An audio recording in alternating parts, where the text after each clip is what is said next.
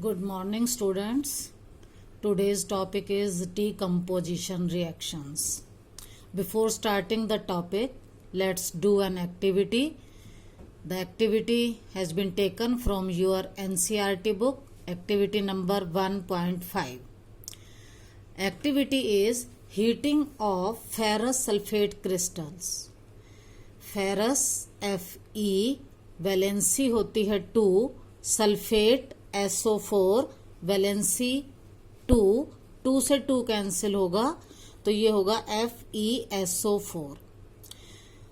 और ferrous sulphate crystals में 7 molecules of water of crystallisation होता है। वाटर ऑफ क्रिस्टलाइजेशन के बारे में आप नेक्स्ट चैप्टर में पढ़ेंगे। अब देखें हमें एक्टिविटी के लिए क्या प्रोसीजर फॉलो करना है। प्रोसीजर है take about 2 gram of ferrous sulphate crystals in a dry boiling tube. आपको 2 ग्राम फेरस सल्फेट क्रिस्टल लेने हैं एक बॉइलिंग ट्यूब में। सबसे पहले note the colour of ferrous sulphate crystals. ये मैंने एक इमेज ली है गूगल से। फेरस सल्फेट क्रिस्टल्स का कलर आप देख रहे हैं, it is green in color. Now heat the boiling tube over flame of a burner or spirit lamp as shown in figure. ये फिगर भी आपकी NCERT बुक में से है, अगर आप इसको ध्यान से देखेंगे तो this is a boiling tube और इसमें हमने लिया है 2 ग्राम फेरस सल्फेट क्रिस्टल और फिर इसको हीट किया है बर्नर पर। आप इसकी जगह स्पिरिट लैम्प भी ले सकते हैं। अब जब भी हम कोई एक्टिविटी करते हैं तो हमें उसमें कुछ प्रिकॉशंस फॉलो करनी होती हैं। तो इसकी ये एक प्रिकॉशन है, do not point the mouth of boiling tube at your neighbours और यूर सेल्फ। ये जो बॉइलिंग ट्यूब है, जब आप एक्टिविटी करें तो इसका माउथ ना तो आपकी तरफ होना चाहिए, ना ही आपके किसी नेबर जैसे फ्रेंड या स्टूडेंट की तरफ होना चाहिए।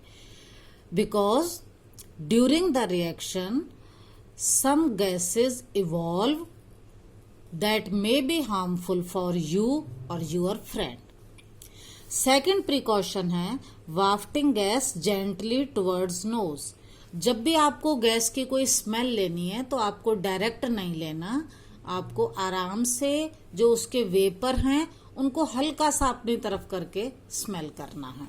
डायरेक्टली किसी भी गैस को स्मेल नहीं करना, because that may be harmful. Activity करने के बाद नाउ नोट द ऑब्जर्वेशंस। अब आपको नोट करना है कि क्या क्या हुआ। जब एक्टिविटी करते हैं तो क्या होता है, इसके लिए मैं आपको एक लिंक शेयर करूंगी, आप उसमें इस एक्टिविटी को देख सकते हैं और जब स्कूल खुलेंगे तो आपको मैं ये करके दिखाऊंगी। ऑब्जर्वेशन में है colour of ferrous sulphate crystal changes from green to white.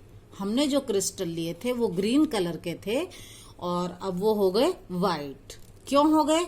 Because due to the loss of 7 molecules of water of crystallisation on heating. जब हमने फेरस सल्फेट क्रिस्टल्स जिनका कलर ग्रीन था उनको हीट किया तो जो 7 molecules of water of crystallisation था वो लॉस हो गया, उसका लॉस हो गया और जो हमें मिला वो मिला FeSO4। इसको हम बोलते हैं एनहाइड्रस फेरस सल्फेट और इसका कलर होता है व्हाइट। तो पहला जो ऑब्जर्वेशन हमने नोट की वो थी colour changes from green to white. Why? Due to the loss of 7 molecules of water, we get anhydrous ferrous sulfate, which is white in color. Second observation, अभी हमारी हीटिंग चली रही है। On further heating, ferrous sulfate, जो anhydrous ferrous sulfate था ये वाला, anhydrous ferrous sulfate का जो कलर है, it changes from white to reddish brown। जो पहले हमारा व्हाइट था वो चेंज हो जाएगा रेडिश ब्राउन में due to the formation of ferric oxide, क्योंकि फेरिक ऑक्साइड बनेगा।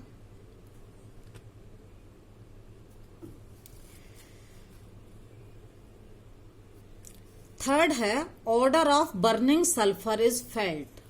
जो स्मेल आती है वो बर्निंग सल्फर जैसी आती है। This is due to the formation of gases which are sulphur dioxide and sulphur trioxide gas. अब कहने का मतलब है कि हमने लिया था एनहाइड्रस फेरस। देखो पहले हमने क्रिस्टल लिए थे जिसमें से 7 मॉलिक्यूल्स ऑफ वाटर का लॉस हुआ, हमें मिला एनहाइड्रस फेरस सल्फेट जिसका कलर व्हाइट था। हमारी हीटिंग अभी कंटिन्यू थी। उसके बाद हमें मिला Fe2O3 फेरिक ऑक्साइड। देखो फेरस और फेरिक दो चीज हैं। आयरन की वैलेंसी जो है वो वेरिएबल होती है। कभी आयरन की वैलेंसी को 2 लेते हैं, कभी 3 लेते हैं। जब आयरन की वैलेंसी को 2 लेते हैं तो ये फेरस, और जब 3 लेते हैं तो फेरिक। यहाँ पर आयरन की वैलेंसी 3 है, ऑक्सीजन की 2 है। जब क्रिस क्रॉस करेंगे तो 2 इधर आ जाएगा और 3 इधर आ जाएगा। ये है फेरिक ऑक्साइड जिसका कलर होता है रेडिश ब्राउन। उसके बाद सल्फर डाइऑक्साइड और सल्फर ट्राइऑक्साइड गैसेस इवॉल्व होती है। तो यहाँ पर क्या हुआ, इन दिस रिएक्शन हमने लिया था single reactant ferrous sulphate crystal, और हमें कितने प्रोडक्ट मिले, Fe2O3, SO2, SO3, 3 प्रोडक्ट्स मिले। तो in this reaction single reactant broke down into 2 or more products. तो such type of reactions are called decomposition reactions, जिनमें single reactant 2 or more than products में break down हो जाए। Single reactant हो और उससे ब्रेक डाउन होकर 2 or more than 2 products बने तो उनको हम बोलते हैं decomposition reactions. Decomposition reactions are reverse of combination reactions. Combination reactions में क्या हुआ था, हमने पहले पढ़ा था कि 2 सब्सटेंस होते हैं, 2 रिएक्टेंट होते हैं या मोर देन 2 होते हैं और उनसे सिंगल प्रोडक्ट बनता है। ये उससे रिवर्स है। इसमें क्या है, सिंगल रिएक्टेंट है और उससे मोर देन 2 प्रोडक्ट्स बनते हैं। In combination reaction, 2 or more reactants produce a single product, while in decomposition reactions, single reactant produces 2 or more than 2 products.